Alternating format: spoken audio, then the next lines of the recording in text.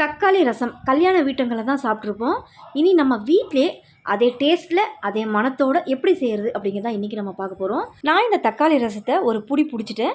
நீங்களும் இந்த ரசத்தை ஒரு புடி பிடிக்கணுன்னா வீடியோவை கடைசி வரைக்கும் ஸ்கிப் பண்ணாமல் பாருங்கள்.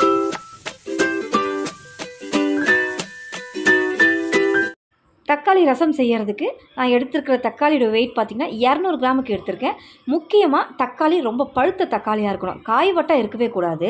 இது செய்ய ஆரம்பிக்கிறதுக்கு முன்னாடி புளியை ஊற வச்சுக்கலாம். தக்காளி ரசம் சொல்லிட்டு புளியை ஊற வைக்கிறீங்களேன்னு நீங்கள் கேட்கலாம்.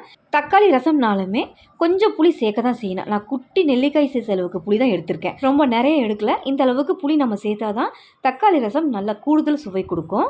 இப்போ இது நல்லா ஊறட்டும், அதுக்கப்புறம் நம்ம கரைச்சி எடுத்துக்கலாம். இப்போ இது இருக்கட்டும். நெக்ஸ்ட்டு ஒரு பாத்திரத்தில் ஒரு 1/2 லிட்டருக்கு தண்ணி சேர்த்துருக்கேன். அது நல்லா சூடேறி இருக்குது.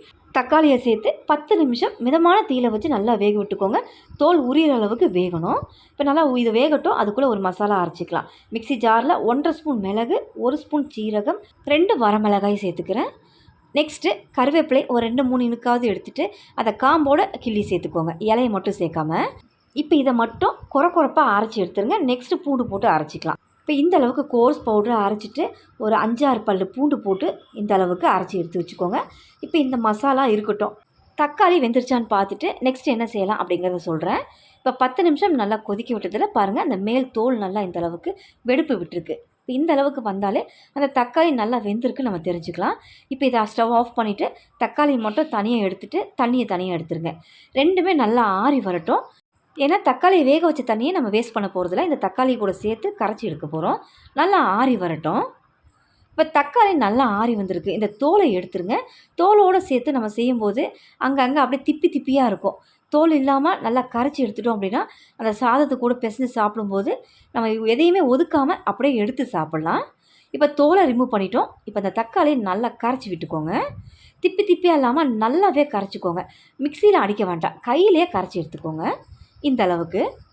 இப்போ இந்த அளவுக்கு கரைச்சி எடுத்ததில் தண்ணி ஆட் பண்ணிக்கலாம். நம்ம தக்காளியை வேக வச்ச தண்ணியை இது கூட சேர்த்துக்கிறேன். ஒரு 1/2 லிட்டர் தண்ணி சொல்லியிருந்தேன் இல்லையா, இப்போ நம்ம அதிகமாகவும் தண்ணி சேர்த்துக்கலாம்.